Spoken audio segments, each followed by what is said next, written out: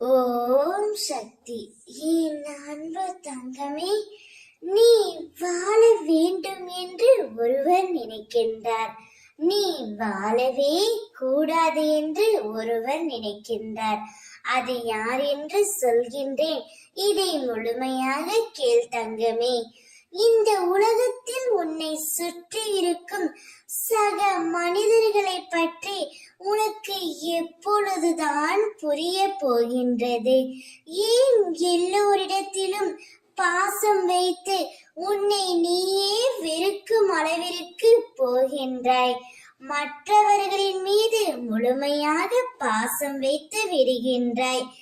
ஏதாவது பிரிவு ஏற்பட்டால் நான் தான் தவறு செய்து விட்டேன், எனக்கு மட்டும் ஏன் இப்படி நடக்கிறது என்று உன்னை நீயே வெறுத்துக் கொள்கின்றாய்.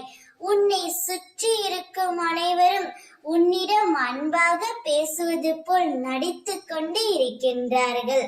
பின்பு அவர் உன்னிடம் குறை கண்டுவிட்டால் உன்னை பற்றி வேறு ஒருவரிடம் கூறி அதை நினைத்து சிரித்துக் கொண்டும் இருக்கிறார்கள். நீ வாழவே கூடாது என்று அவர்கள் நினைக்கிறார்கள் என் தங்கமே. நீ வாழ வேண்டும் என்று நினைப்பது உன்னுடைய பெற்றோரும் உன்னுடைய அம்மா நான் மட்டும்தான். நீ சீரும் சிறப்புமாக நன்றாக வாழ வேண்டும் என்று உன் அம்மா நான் மட்டும்தான் தங்கம் நினைக்கின்றேன்.